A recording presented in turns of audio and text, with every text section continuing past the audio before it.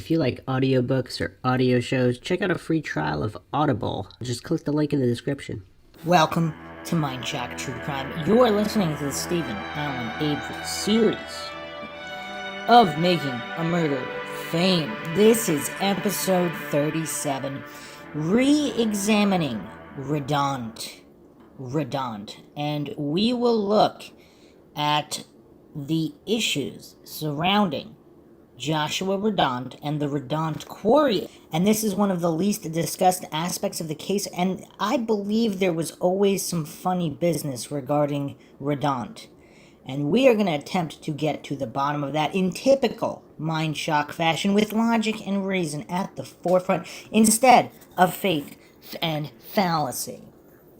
As always, if you enjoyed the podcast, you can donate to our PayPal. Just check the link in the description. Make sure you subscribe to the channel, hit that bell for notifications. Make sure you allow your device to have those notifications come through. Or you could just go to youtube.com/MINDSHOCK. Like and share this podcast. Keep the awareness up in this wrongful conviction, as well as other wrongful convictions and unsolved cases. Like, share, Twitter, Facebook, Reddit, Patreon. Patrons do get priority for case topic, logical analysis, co-podcast, or requests. You could also be a guest on the podcast, depending on your tier. Questions, comments, theories, thoughts, suggestions, rebuttals, debunkings of any kind, leave them in the comment section. All right, so let's take a step back and attempt to dissect the Radandt narrative. So here's an interesting post from the highly controlled Making a Murderer subreddit, but there is some interesting information that slips through the cracks of the sham moderators on that sub. Here is one such post by A. Conan Doyle, 5 years ago. Only one person was at the quarry, at the hunting cabins late Halloween night, at the crusher the time of the discovery of the RAV4, Radandt, Joshua. What the hell is Joshua doing going to a hunting cabin late at night Halloween, the day Teresa disappears, witness to a bonfire, WTH, from what vantage point,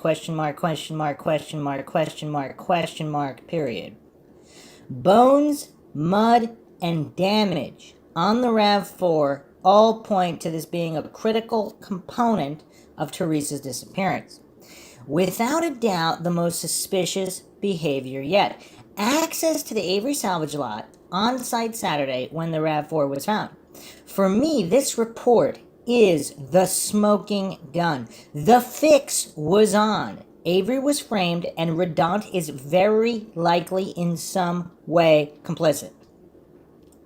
And it seems he also owns the quarry where the burn site with the bones was found. According to Brandon Dassey, he is also clearing brush to burn. In addition, he already puts himself on site Halloween, the day Teresa went missing, where the bones were found, on his property, and is clearing brush to make a fire, shows up at the car crusher when the RAV4 is found. That is a stunning degree of coincidence. And of course, Manitowoc is Coincidence County. Here is the location of the burn pit where the pelvis bones were found in the Radandt quarry. Joshua Radandt was also on Avery's witness list, right next to Zipper. And then, of course, there's also the Manitowoc County property there as well. So we have city property, we have Radandt's property, and then we have the Avery salvage yard. The defendant's witness list. Also curious, a lot of familiar names here. And what's curious here, Scott Blodorn on the witness list, and it says, yes, misdemeanor obstructing or resisting officer on his criminal record, which is curious. A lot of the Averys also have misdemeanors on their record. Bradley C. Check also on this list. We'll be getting into him later episodes. And Joshua Radandt and George B. Zipperer, no criminal records listed here in this particular court document, the defendant's witness lists. Some comments here. Radandt filed for Chapter 11 in 2014. Josh is a great-grandson of the founder, Fred. His sons took over the business. At least 2 have since passed. Josh's parents are likely in their 60s. Here is info about Josh's new company that Abiding My Time posted. Josh Radandt was the president of Fred Radandt & Sons, which filed for bankruptcy in 2014. I believe they have formed a new company, Badgerland Aggregates, LLC. In June 2015, Josh Radandt and Bill Vachon represented Badgerland Aggregates at a Town of Gibson meeting, during which they requested conditional use permit and variance to expand non-metallic mining operation on the 34-acre parcel between Jambo Creek Road and Cherney Road. Also, we have a map here on who owns the land around the Averys, and it is just about all Badgerland's aggregate other than Manitowoc County. Very, very curious. And again, land disputes have been brought up in the past, as well as competing salvage yards owned by police. Another comment here. The motive for framing Stephen Avery might be the mineral mining opportunities on Avery property. According to that thread, the quarry pit near the Averys is now owned by Badgerland Aggregate and Manitowoc County. And then, of course, I discussed this in previous episodes as well. There might not have been one single motive, because the Averys were not well liked going back decades. So it could be a number of factors from various elections in the past, police chiefs, etc., family feuds, and then also land disputes. Were the Averys refusing to sell? Etc., etc. Other comments here. Radandt is who appears to be the first person to mention the bonfire at the Averys on Halloween. Statement was either made on November 7th or November 8th, and he described the fire as, quote, larger than usual, end quote. And a couple of other posts here. I don't see an interview with him, just those remarks. I'm sure he becomes a suspect to many in all this with that hunting cabin. I have mentioned before that there is a conveyor road that goes from the gravel pit right onto the Avery's property. I'd be interested in understanding the relationship between people from the junkyard and Joshua. We know that they set their gun sights in the gravel pit, so maybe they were friendly. Does Joshua have a hunting relationship with Scott, Bobby, etc.? However, on the other side of the coin, it's a mention of a bonfire on the Avery property on Halloween. Something a lot of people are convinced was something Avery confirmed to and others were coerced to accept. And I already addressed that before. If they have intermittent bonfires all the time, is it possible Avery might have not remembered the exact date of the bonfire? Because he said there was one, or was he confused because there was supposed to be one and then it was canceled according to many individuals? Another post here. If I was going to implicate someone for something that I did, I would gladly make comments of how unusually large a fire was that night. Was the remarks in response to a question, or did he just offer it up? Okay. If he's seen multiple fires over time and one was larger, that's called an observation. Doesn't necessarily have to be about implicating someone. Larger than usual implies that there have been other fires. We don't have any indication of how that became known based on the document in terms of if he was questioned or not. I'm all for knowing more about Radandt, as I remember others have mentioned that the Avery land was likely of interest to the owners of the gravel pits that bordered the junkyard. I believe I read before that one of the Dassey boys had said that Radandt had wanted them to burn off brush from the edge of the property, but I just find it hard to believe that he would be able to coordinate something like that with the arrival of Teresa Hallback. Definitely worth understanding the relationship between Radandt and Steve. Maybe he was aware that Teresa Hallback would be showing up that day, or maybe he just made an observation about a fire that night in the Avery property. And also, if you haven't checked out the legend of the bonfire, we went over that on previous MINDSHOCK episodes. There was no bonfire according to anybody other than Radandt. And then the legend of the bonfire grew after Corruptawak established that the fix was in, and they wanted it to be Avery's burn pit. So they had to manufacture the narrative. And if you go across the timeline like we did in the Legend of the Bonfire episode, we go through how everyone mentioned there was no bonfire. After many coercions. All of a sudden, there was a bonfire, and then the legend grew with time. With each subsequent interview, the same individuals started describing the fire larger and larger, 10-foot flames, higher than the garage, when initially they reported zero bonfire. So very curious. Another post here. This entire time, I've been trying to make a connection with this case and the Radandts. I believe this is it. I have mapped out throughout the years all of their land acquisition. Literally, the Avery property is the last holdout. The Averys are surrounded by the Radandt quarry. They started off rather small and just grew and grew. Through my mapping, I could see the progression. It also seems as if the Averys at one point had some cars parked on the Radandt's property at one point, and I am sure that did not bode well with them. When you look at the geographical maps of the Avery property, they are sitting on prime quarry land. I am so happy right now as the hours upon hours I spent mapping this lead might just pay off. I will upload what I have when I get off work. Okay, so yeah, that is curious. If the Averys are the last holdout, that is curious. That cannot be ignored. Another post here. Wow, indeed. Radandt was a really big name back in the day in that city. I have mentioned earlier that the Radandts and police did have pleasant agreements between them regarding allowing police to randomly patrol their many gravel pits in order to keep kids from having too much fun. Now you have a Radandt in all the same places at all the right times. Interesting. Also, people are also connecting dots to Sergeant Jost, whose apparent discoveries at the Avery burn pit were quite suspect. I went over them in previous episodes. Apparently, Mike Hallback married Stephanie Jost sometime after the trial, maybe a year or two. Somewhere in this thread, they mentioned that Mike Hallback was dating Stephanie Jost in 2005, Sergeant Jost's sister. Rumored but not confirmed. But that is curious as well. I mean, the amount of coincidences in this case is just astronomical.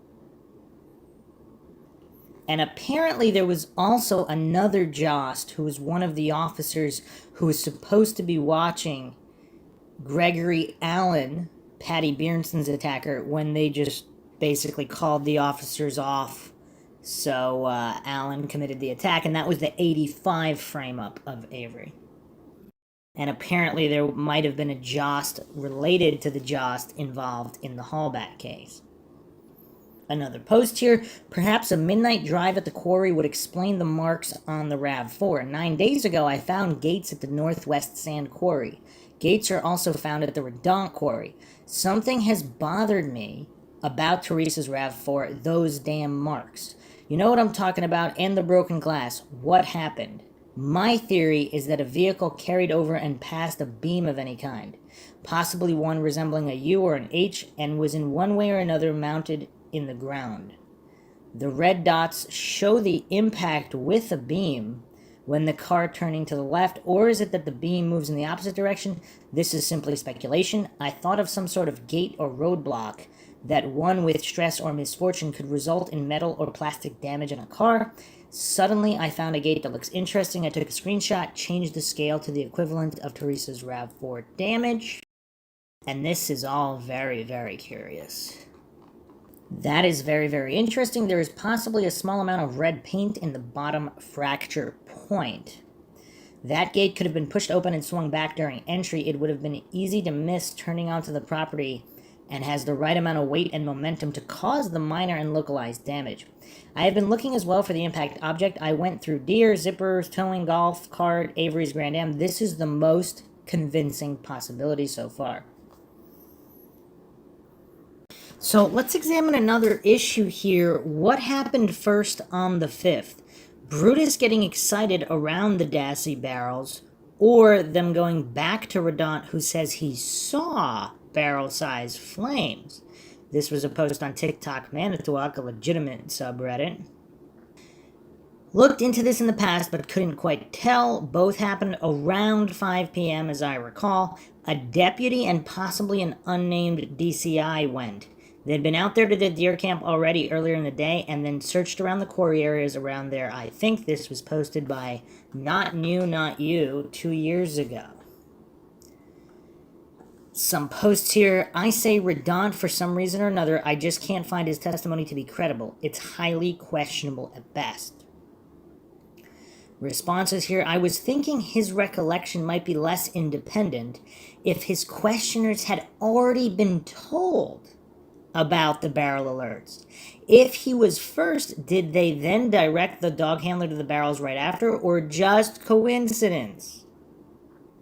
Unspeakable Kind posted this. Definitely no coincidence, especially in this case that's full of to the brim of speculated coincidences. I don't believe in mere coincidence. Too much supporting evidence suggests that something's amiss here with MCSO and CASO. Actually, the entire investigation. I wouldn't be the least bit surprised that police coerced Radandt. They definitely framed Avery for somebody else's murder, that's for sure. And why not give Joshua Radandt a brain fingerprint scan as well if he's got nothing to hide? Then there's confusion around him saying barrel and always thought barrel, but in the same interview drawing an X near Stevens' pit and using Stevens' property as the reference point on or near to, though later he just says in the direction of Avery Salvage Yard. Right, I agree, it's definitely suspicious. It makes you wonder if he actually did see anything at all. I believe he was told to say that, but he didn't want to come out and fully tell a lie. So he just said in the direction of Avery. This way, he's not taking responsibility of telling a complete lie. Obviously, he changed his story. Other posters chimed in here. I don't think there's any way to pinpoint when they actually interviewed Radandt that afternoon. When he mentioned seeing a fire, they asked him to go over to the crime scene mobile unit to give a written statement, which he did around 4:30 to 5 p.m. per the sign-in logs. No way to know if he waited a couple hours or went straight over there after his interview. How does that fit with the summary report? Summary report says at approximately 5 p.m., Investigator Steer of the Calumet County Sheriff's Department had spoken with Joshua R. Radandt at a deer camp off Cuss Road on the edge of Radandt Gravel Pit, Radandt stated on Monday. I can't pull up the sign-in document at the moment, but if I remember correctly, he signed in closer to 4:30, gave his statement, and signed out at around 5. So the approximation of when they spoke to him at the deer camp seems to be a bit off, as a lot of things in their reports are. Nothing to see here. This is all an up-and-up investigation, according to the Gelders. The handler narrative report is hopeless on times. Got there at 2:30, but then just leaves the reader to guess how long it would take Brutus, etc., to run around the cars and some quarry and back to the command post, and then out to Stephen Avery's trailer, then the Dassey barrels. Or, if go on reverse from wherever they logged out, how long it would take to search a bunch of other cars and machineries and pack up. I can't recall if Kramer gives any more specific times in her testimony other than talking about the impending gloom at some point. I know she didn't bring her full report or dog training performance statistics, just anecdotes and sweeping case performance claims. I mean, because who needs specifics, right? It's not like they're trying to prove something beyond a reasonable doubt, are they? Wow. Okay, so is this all coincidental? Is this all accidental? Being wishy-washy with all of these times, I mean, that makes it so that nothing can be nailed down, which is a pretty good thing for those framing Avery, because all of this is really hard to prove. Now, obviously, if they followed the law and we were going for beyond a reasonable doubt, he would have never been convicted, but clearly that's not what happened. But untangling this mess is also problematic when nailing down all these specifics is so difficult due to all these shoddy reports. Okay, another post here from TikTok Manitowoc by Failed Expert 3 years ago. Did Radandt know where Stephen Avery's burn pit was located? Confused about what he really thought and what police would have thought. I read somewhere he probably knew where Stephen Avery's burn pit was because Stephen somewhere mentioned he'd previously burned some brush for him. But I'm not sure if either have been actually asked that. In Radandt's drawing shown in Making Murderer 2... from 2005, not the 2017 re-interview where he marked his viewing spot on Deering's aerial view. The spot he's marked is by Avery's pit, a bit to the west. He called that his best guesstimate. His lawyer added it was just a guess. He apparently only briefly looked while driving from 300 to 400 yards away, Dietering reports. Where was he looking from? Was the line of sight to there also in line with the barrel out in front north, but view not blocked by the garage? Yet, he's also said he assumed it was a barrel fire due to seemingly confined. And he always, I think, said it could have been somewhere near Stephen Avery's property or on it. He subsequently just said that all he can say it was in the direction of Avery property, presumably including Stephen Avery's property and Barb's property, and who knows what else, the Avery salvage yard, other relatives. So, yes, the specifics are really hard to come by in this case, are they not? So, a poster here said, this is what his handwritten statement says. On October 31st at approximately 4:30 p.m., I drove up to my deer camp off of Cuss Road through my gravel pit and observed a fire going on in the proximity of Stephen Avery's home or on Avery property.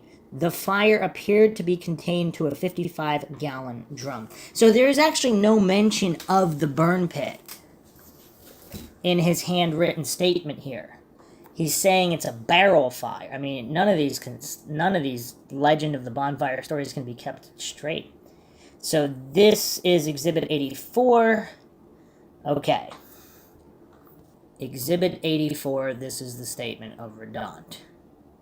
Steer's report on the interview has the same vagueness about where it was located, but then gives a contradictory location version on the Stephen Avery property located by the Red House. So it's curious how there's just so much inconsistency here.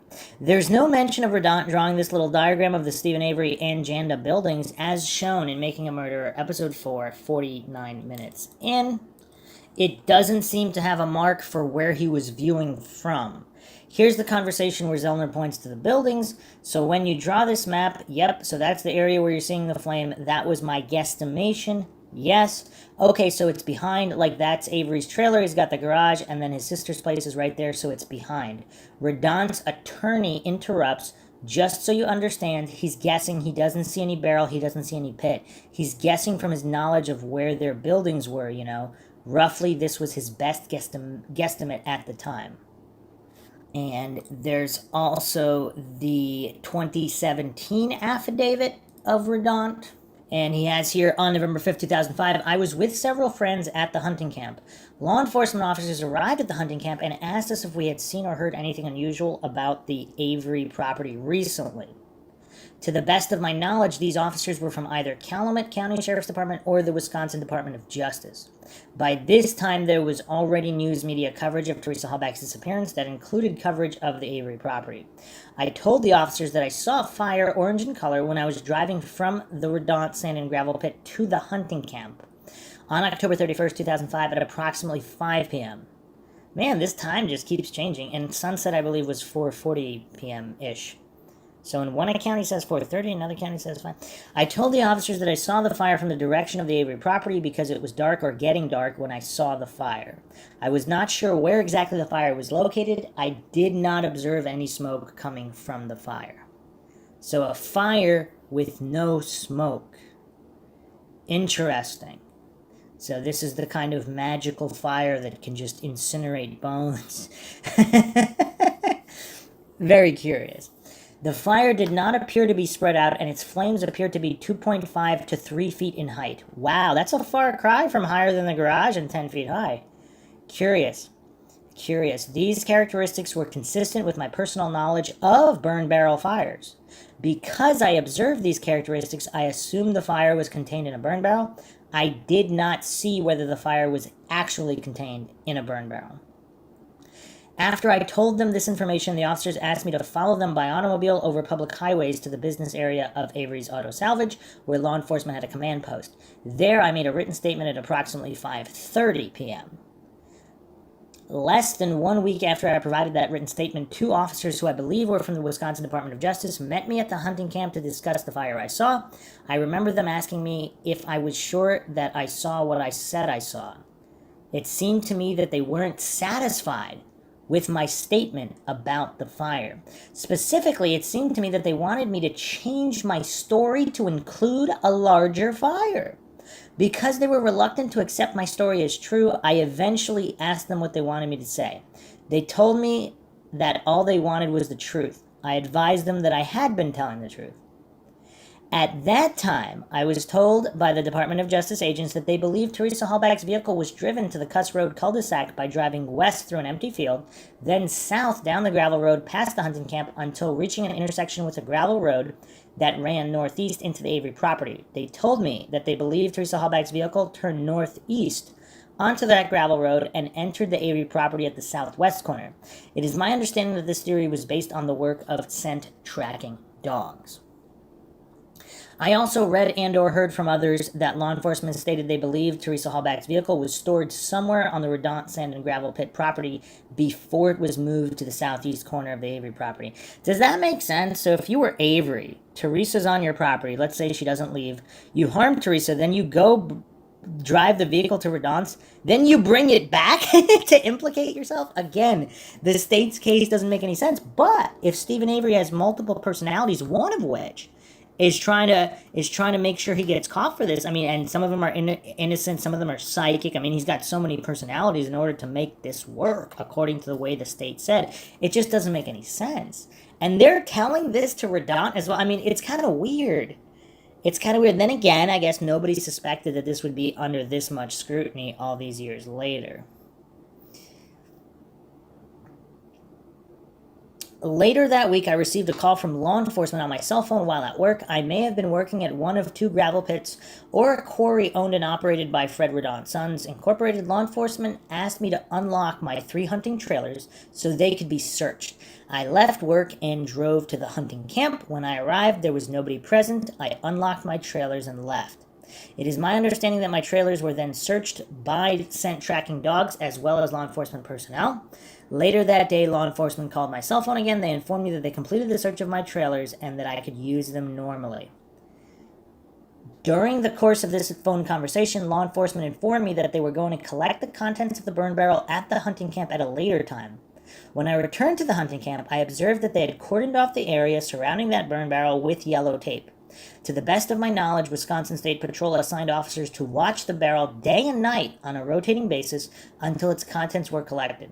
I was not present when the contents of that burn barrel were collected.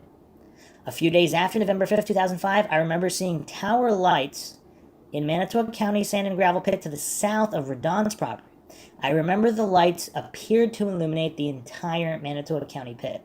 I understand that there were suspected human pelvic bones recovered from a gravel pit property south of Avery's Auto Salvage. Upon reviewing a map showing the coordinates at which these bones were found, I believe they were found in the Manitowoc County sand and gravel pit.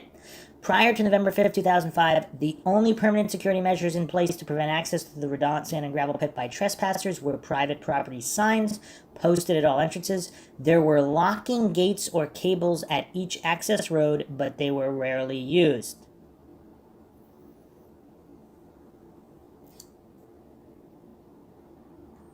Approximately 1 or 2 months before the start of Mr. Avery's criminal trial in 2007, I was summoned to the courthouse. At the courthouse, I was questioned again about my recollection of seeing a fire in the direction of the Avery property on October 31st, 2005. I was not called as a witness to testify at Mr. Avery's criminal trial in 2007. Okay, so that is the information from Radandt. Quite curious, especially with the agents being displeased at how small the fire was, or that it was a barrel fire instead of a pit fire, because apparently no one reported any pit fire. So that whole pit fire narrative had to be manufactured in order to implicate Avery. It is curious, though, because Radandt didn't have to offer that up, that they were pressuring him to say that the fire was larger, but he did. Was that just his conscience trying to at least add some kind of something so that people later on could uncover the truth? I don't know. Very rarely in life are people just 100% pure evil that aren't involved in stuff. And if they are scared or whatever, they might leave little breadcrumbs so that real detectives doing honest investigation can discover the truth. And it's curious because Steer's report says that he says a large fire. Radandt never said a large fire. So they're already intentionally misquoting him to manufacture this false narrative of a pit fire. Also, there was some issues with how far away he was. So there were reports anywhere from 1,000 feet away, but Dietering says he put down 300 to 400 feet away. So we really don't know. And we'll get into line of sight and whether or not a 2.5 to 3 foot flame from a barrel could be seen from Radandt's location. Another post here. It's so strange that he's basically allowed that it could be Stevens or Barb's barrels, but marked the map where Stevens' pit is. So basically could have been any one of the three, assuming he was accurately recalling the day he briefly saw some flames over that way. And they've ended up finding or identifying relevant burned things in each of those locations. I wonder why he says or on Avery property rather than saying in the proximity of Barb's home. Another post here. I'm not sure how he even saw flames if it was daylight. Smoke maybe, but fire is hard to see from a distance in bright sunlight, especially if in a barrel. No idea what he may have seen. Maybe heat waves. Also hard to see from a distance, or maybe he just wanted to spread the suspicion around in that law enforcement asked if they could search his quarry. Also, Jandas and Dassies are never mentioned, you'll notice, in anything to do with this. Just Avery's. And that's curious, too. If it was an up-and-up investigation where they were just trying to find out the truth, wouldn't they examine all possibilities?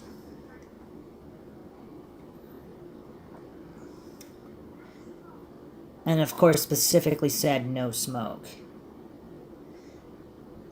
So that morning they asked to search his place that afternoon, I guess. Do we know why exactly?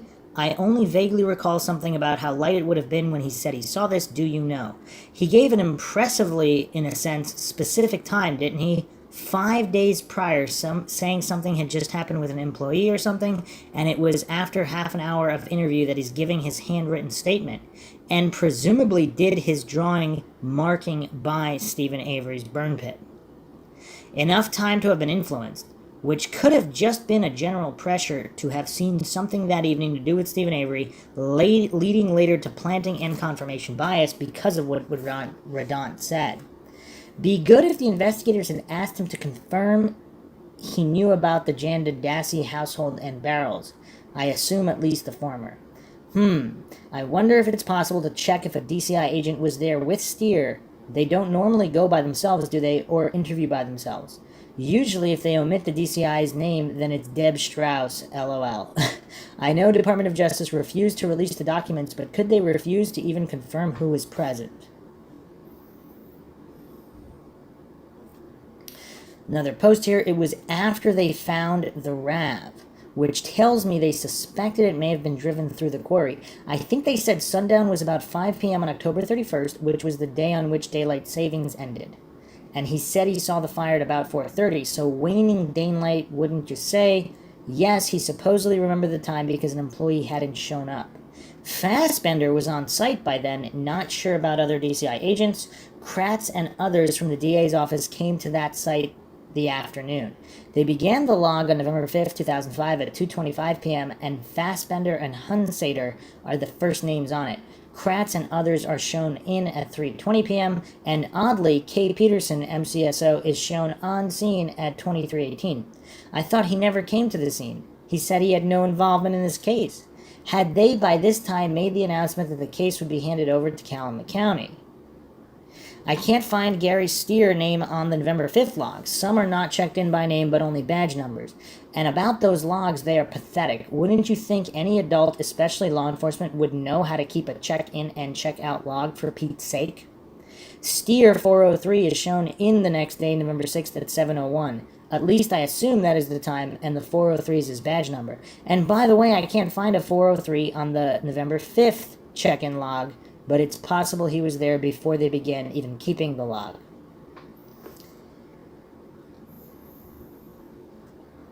Oh yeah, he says they mentioned that driving theory to him.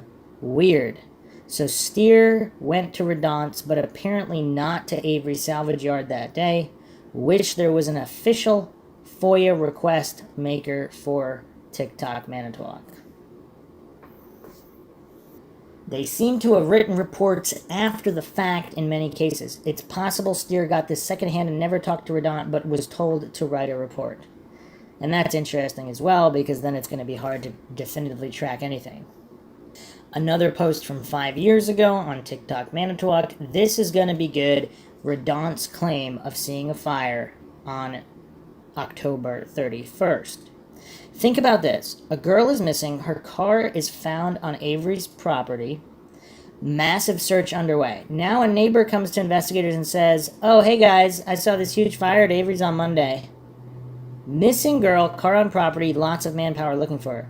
What would be the first thing you would do with this new information? Alert other investigators. I just talked to a neighbor. They saw a large fire here on the day she was here. Let's spread out and see if we can find anything burned. See why this is weird? No one bothered with a burn pit until 3 days later. Keep in mind that time is of the essence in this investigation. They have no idea if the car means she is there, dead or alive, captive, buried and running out of oxygen. Chop chop, detectives. Instead, they sit on Radandt's statement and don't even think about the burn pit until the 8th, when Jost apparently stubs his toe on a bone.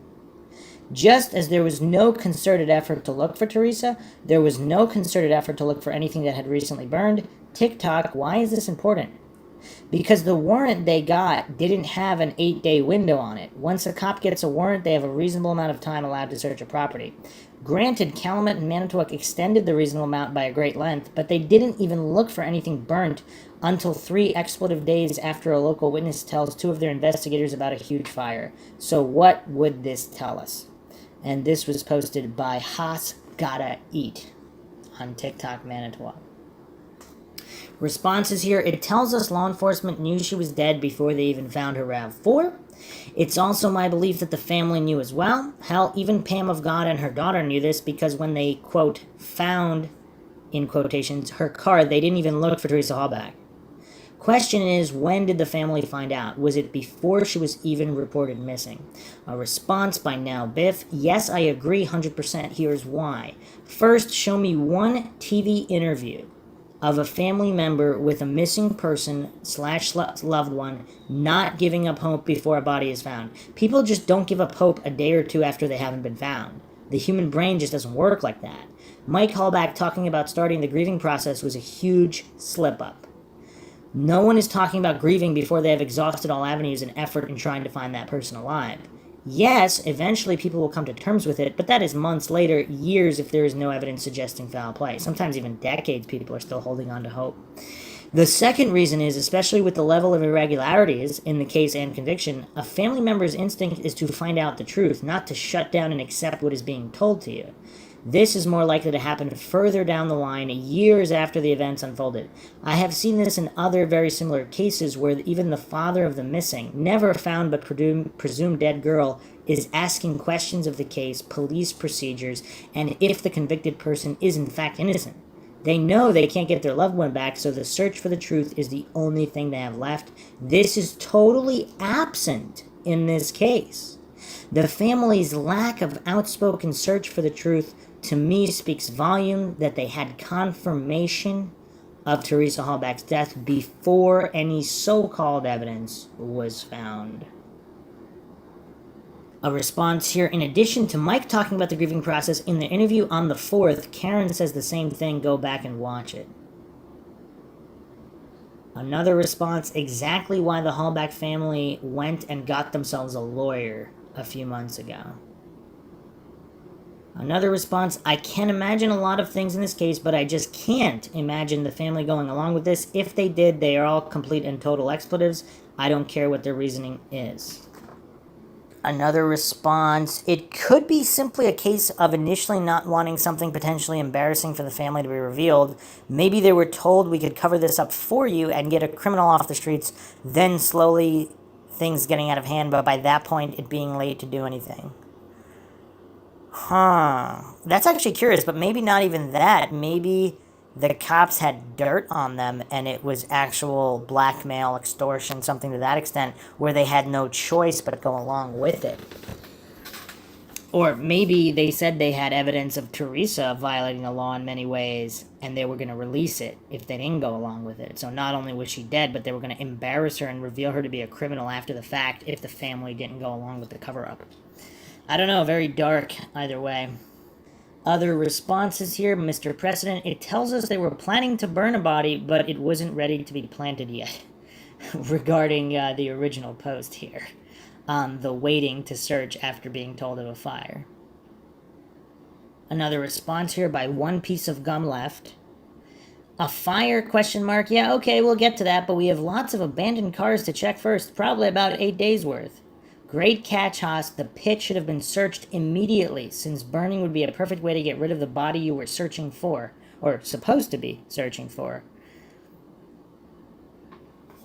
Another post here. We know they couldn't have searched the first day because they were busy not taking pictures and kicking people off scene like the coroner. That's how they roll in Corruptawak. A couple more posts here too, because supposedly they were afraid of the dog, Bear's dog, and they were too incompetent to call animal control.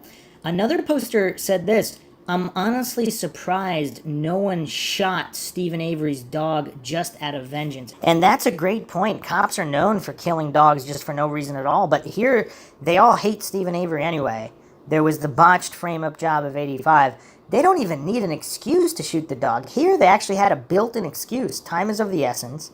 They reported, supposedly there's a report on the pit. Why wouldn't they just shoot the dog and examine the pit? All of a sudden they're gonna care about animals or people? I mean, it just doesn't make any sense. This was the perfect built-in excuse to hurt Avery even further by killing the dog. Another response: I'm not even convinced they needed animal control. A stick, dog treat, and a lead probably would have done the job. Weird. Other posters were saying she wasn't dead the day she died, suggesting that she was known to be alive by law enforcement, so there was no urgency to find her. Huh. Another response: I think you've left the obvious one out. She's dead, but by the time they thought about needing evidence, they had already cremated her. Or someone panicked, tried to cover it up. The police then realized this would be a great opportunity to frame Stephen Avery. Honestly, the chance of her being alive are so minute, I don't buy it for a minute. Plus, if she was involved, why did they do such a horrible job planting evidence? Rip out a few of her hairs, draw her actual blood, or better yet, give her a small cut to her finger and smear it everywhere, put her DNA and fingerprints in the house, car, trailer. Literally anything would be better than what they ended up with. Yeah, it was not a good frame-up job, to say the least. Then again, I mean, if they're framing all these other people, if that's just their MO and this is how frame jobs go, it's exactly like serial killers. Eventually they get overconfident and sloppy. So if they didn't even think they needed to do a good frame-up job, why would they spend extra effort if they never thought anybody would go back and re-examine it just based on their history of frame-up jobs in Manitowoc? So, yeah, I mean, that's definitely curious. Another post here: Bobby Dassey was confused when Ken Kratz was trying to get him to agree that there were 4 burn barrels behind his family's house because Bobby knew they only had 3. Where did the extra burn barrel come from? Maybe it came from the Radandt quarry where the search dogs hit and tracked Teresa Hallback's scent. If you track down all the metal burning barrels, there are a total of 6 in evidence. This too, so Stephen Avery's a fire-starting maniac, someone who has 4, 5, 6 fires going at once. Shouldn't the report say something like, a witness said they had seen more than 1 fire, with the possibility of another 1 or more, perhaps? I mean, that's a good point, because Avery burns her in the pit, then he takes her to the quarry, then he brings it all back, and then sprinkles some in his sister, trying to frame up his sister. I mean, how many split personalities does Avery have in order to make all these fires and all these different burn barrels and the pit, and go back and forth with the quarry, sprinkling remains everywhere? I mean, it just does not make a lot of sense. A post by 7 Pairs of Panties here: even if Bear was so scary to officers, they could have still looked in the burn barrels because they weren't anywhere near the burn pit. That's a good point. And that's where Joshua Radandt said he saw a fire in. They didn't look in them for days, or they kept looking in them for days until something finally showed up or came back from the crime lab. So they look in the barrel, there's nothing there. They look again the next day, and then eventually something shows up, and they're like, oh yeah, by the way, it's here. Another post here, which is quite hilarious. Nobody bothered with the burn pit until 3 days later. Excellent point, but not surprising considering this investigation and whoever was making decisions.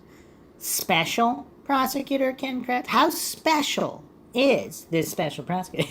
Their excuse for not searching that burn pit area has always been bare. But that is ridiculous too. Call a dog handler, a vet, somebody put a muzzle on that dog, or remove him. Instead, they do nothing until Jost spies a bone on the ground and immediately thinks it looks human, and also thought the area was suspicious. I've said it before, but his report reads like an excerpt from a badly written crime novel. It and Pam Sturm's testimony are similar in that respect. I mean, this novel would be rejected by every single publisher because it's so ridiculous and nonsensical. Mind-shocking, if you will, that anybody bought this BS. Couple more posts here. If you're furiously looking for evidence of a missing girl in and around the Savage Yard, call animal control and have the dog removed so you can actually do your investigation. What the hell is the matter with law enforcement officers from Manitowoc County? Doesn't take a brain surgeon. Haas Gotta Eat 2 responded, I'm an animal lover and would hate to ever suggest they kill an animal to investigate, but let's be realistic. How many stories do you read about officers invading a home and shooting the family dog, barking and threatening them? They didn't harm Bear because there was nothing there to investigate until the 8th. If anything, the police would have had animal control come in and snare Bear for removal from the property or tranked him. Being afraid of a dog, Jesus Christ, are they cops or third graders with a dog off its leash? Actually, yeah, the tranquilizer is a great option there as well. I mean, why kill the animal? But yeah, they just did nothing. But we also saw that the area was, as I went over the burn pit in the previous podcasts, the scene looked completely different. So it looked like there was a bowl. A lot of things got shifted around. So it looked like the burn pit was manipulated many times. So the Bear excuse was obviously not legitimate in any way. Yep, just move the dog out of the area using equipment that's used every single day in animal control and rescue. Doesn't take a rocket science. Also, they had 2 trained dog handlers at their disposal that they just didn't use to remove the animals. That's funny as well. Another post. Who in the heck can believe that after Radandt tells them it takes law enforcement days to in fact look into the Avery burn barrels? This nonsense is just unbelievable. Another, Haas Gotta Eat also posted this. The thinking I have is that Radandt's statement was put in Queso's report after they had established the burn pit held her remains. That's curious. That's very possible with this bunch. Do you think he even said that, or did he agree to say what they wanted to hear with promises of protection like with Bobby Dassey?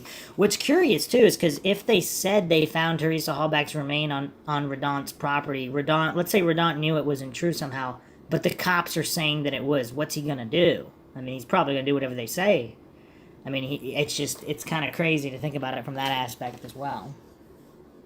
Another post on TikTok Manitowoc here by Magilla39, cooperating witness / Brady violation, affidavit of Joshua Radandt, Exhibit 85. From the post-conviction relief filing. Zellner makes note of a new affidavit by Joshua Radandt, page 136. The filing provides an excerpt from the affidavit, Exhibit 85, which is not yet available to us on the Kathleen Zellner law site. At that time, I was told by the Department of Justice agents that they believed Teresa Hallback's vehicle was driven to the Cuss Road cul-de-sac by driving west through an empty field, then south down the gravel road past my hunting camp until reaching an intersection with a gravel road that ran northeast into the Avery property. They told me that they believed Teresa Hallback's vehicle turned northeast onto that gravel road and entered the Avery property at its southwest corner. It is my understanding that this theory was based on the work of scent tracking dogs, affidavit of Joshua Radandt. So the police told Joshua Radandt that they believed the RAV4 had been on his property, but they never revealed this fact to the defense. We know that the dogs did react to the vicinity of the RAV4 and could piece together a lot of unreported activity at Radandt's quarry, but this is big. The post-conviction scientific testing motion did pressure Joshua Radandt into cooperating and exposed this huge Brady violation. Boom. In the post-conviction scientific testing motion, Zellner impeached his observation about the burn barrel fire and pointed out that he was allowed onto the crime scene multiple times while it was under police custody. That's curious as well, so the cops are just allowing anyone and everyone onto the crime scene. I mean, I don't know, you can't make this stuff up. So in the filing as well, regarding Radandt being told this, DOJ investigators never authored a report documenting their conversation with Mr. Radandt about the RAV4 being driven from his property and planted on Avery's. Mr. Kratz did not call Mr. Radandt as a witness at Avery's trial. The failure to produce this evidence to trial defense counsel was a clear Brady violation because this information could not only have been used to impeach the state's witness, it would also have provided exculpatory evidence for Mr. Avery that the RAV4 was planted on his property. Unless, of course, he's driving the RAV back and forth multiple times, like he is with sprinkling remains all over the place, including Manitoba County's property. I mean, you can't make this stuff up. This is just insane. Another post here, TikTok Manitowoc by J.L. Whitaker, 4 years ago. Radandt's fire sighting, 4:30 p.m. Remember that bomb fire? It sure wasn't at 4:30 p.m. I finally got around to trying to listen, rewatch, read Gassie's interviews and interrogations. I couldn't do it. There was more documentation of the investigators than Gassie's speech. They were telling themselves a story and waiting for grunts if they even waited at all. Brendan Dassey's interview/interrogations. Radandt was not a witness to anything but a trash fire in a burn barrel at Janda's, but he could have come across shenanigans at his deer camp even if he didn't do the deed himself. And he could have come across Teresa Hallback in Cuss Road taking photos, put some moves on her at the rear of the RAV4. She resists. He hits her in the head, puts her in the back of the RAV4, drives her to his deer camp around the corner. She comes to, tries to run away from him. Boom. And you know what's crazy? That scenario, again, I'm not saying this is true in any way or implicating Radandt in any way, but this actually makes infinitely more sense than anything the state came up with against Avery, because if the remains are on Radandt's, if the RAV4 was on Radandt's and planted from Radandt's to Avery's, and Radandt is the one who initiates trying to see a fire somewhere in the direction of the Averys to take suspicion away from himself, it makes more sense just on paper from a distance. Again, this is not beyond a reasonable doubt in any way, but just in general for anybody who's looked at true crime in any way. I mean, yeah, he admits to being in the area where the remains are found, where the RAV4 is found. I mean, Joshua Radandt is more of a suspect than Avery can be. I mean, it's just weird. Some responses here. Brendan's confession consisted of him saying yeah 199 times, nodding yes 181 times, says 101 times, saying I don't know 40 times, no twice, and shaking his head no 142 times. And I don't know how accurate that is, but it seems like it could be accurate. I mean, it's pretty crazy. Other comments here, that's not acceptable as actual confessing in my book. I often say yeah, yes, etc., meaning I understand or I'm listening. Not that I agree with the speaker, don't you? And freely offering anything on his own, 0 times. Which would indicate the police did most of the confessing. Couple more comments here by Missing Truth. Did I read somewhere that Joshua Radandt had some brothers? If anyone knows anything, that would be great.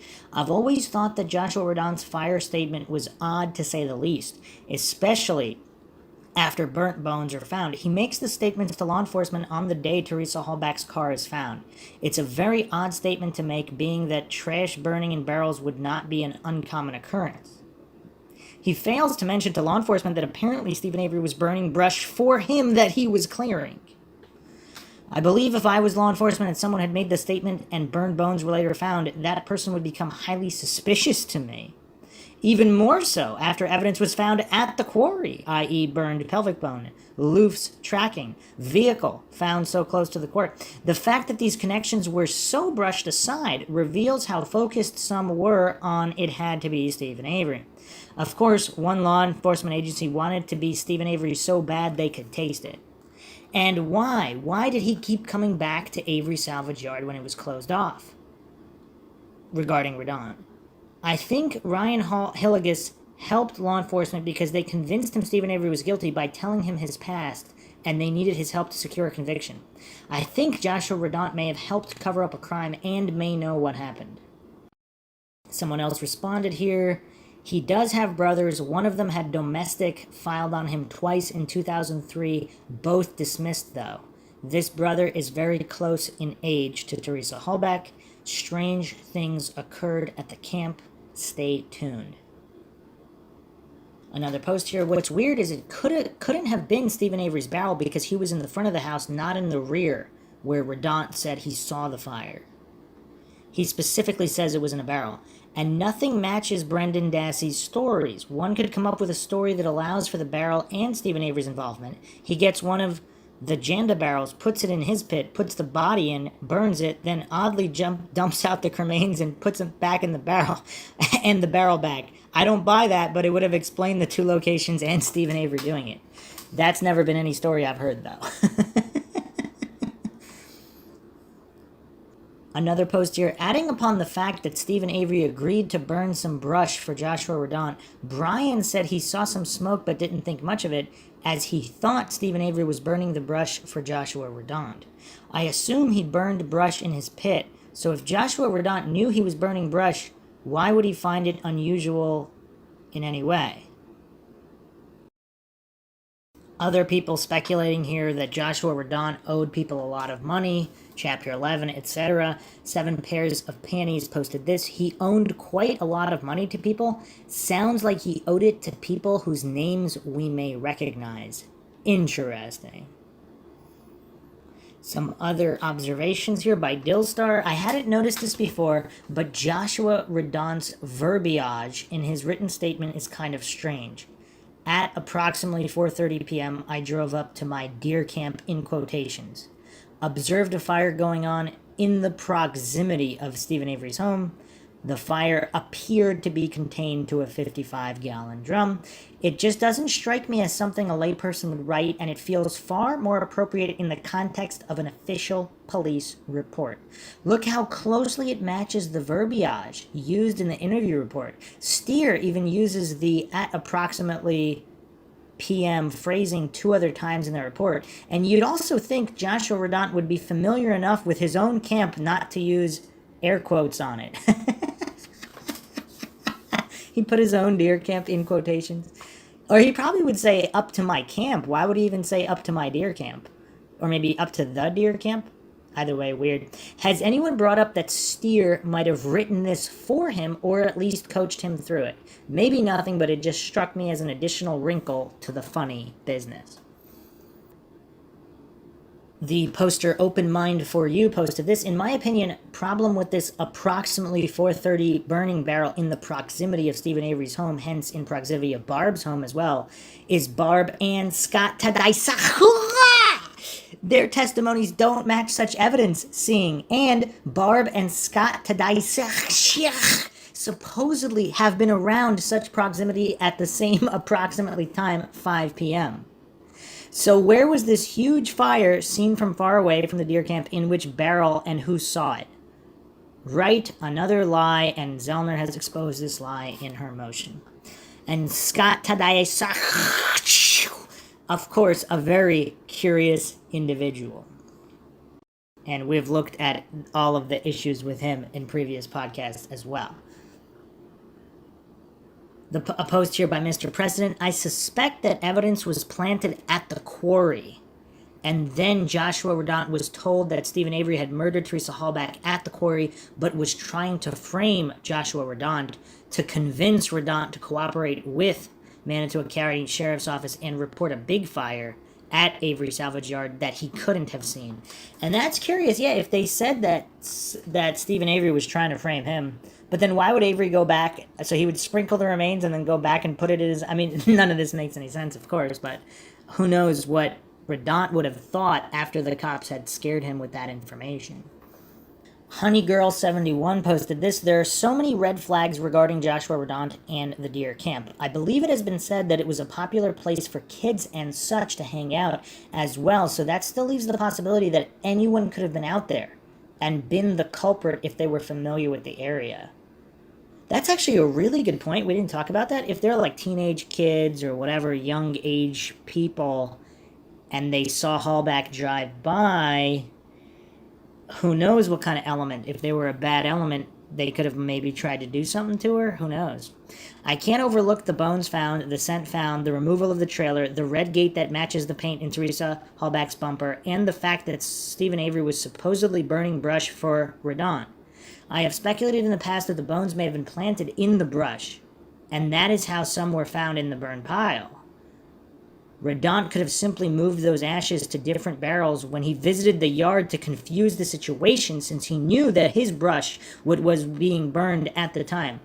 Report seeing a fire in the burn barrels, and voila, more bones are found, and all eyes turn away from the brush being burned. Also, someone with excess trees and brush would have the materials needed to obscure the RAV4, just enough to make it look like an attempt to hide it had been done. We all know that attempt was staged, since the RAV4 tire cover practically announced its presence. Huh. So how heavily is Radandt involved? Because, I don't know, is that possible? That he mixed Hallback's remains, or whoever, Carmen Bootwell's or whomever. I mean, there's so many. I mean, it's just such a cesspool here at this point. We don't know what's what because it's been obfuscated to such an extent. Is it possible that Avery was given possible evidence to burn himself, and that's why it showed up, and then that's why Radandt had to visit the Avery salvage yard so many times to ensure that the plant job was done correctly?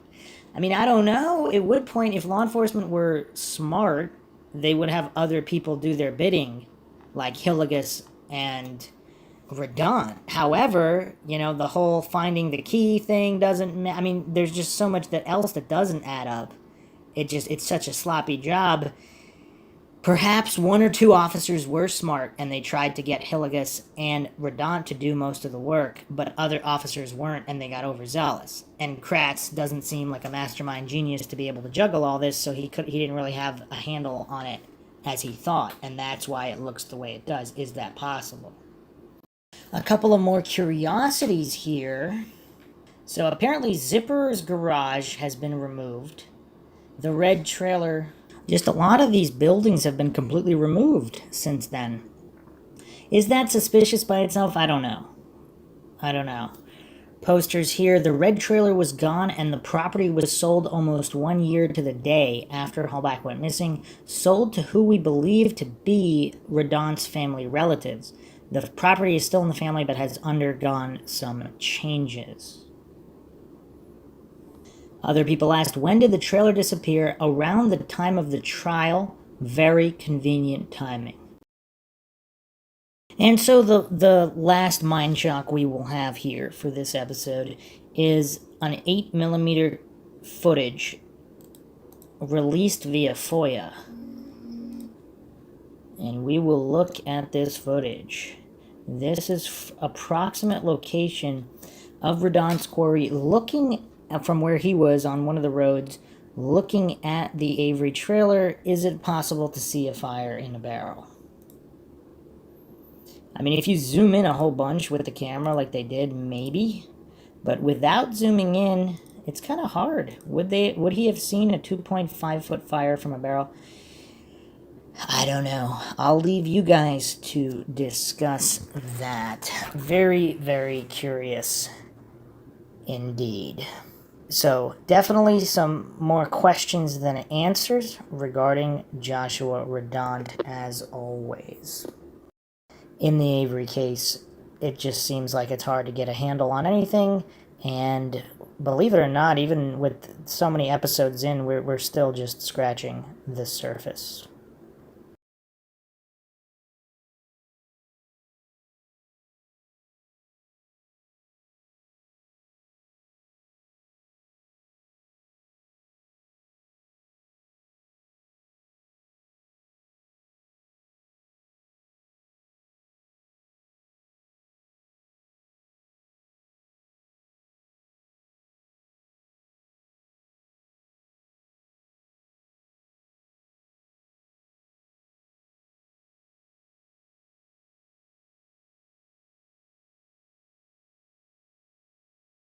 Hope you guys enjoyed another edition of the MindShock podcast in the Stephen Avery series.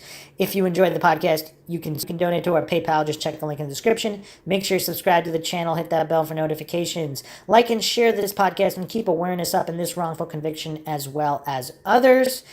Share the podcast, Twitter, Facebook, Reddit, Patreon. Patrons do get priority case topic, logical analysis, co-podcaster requests.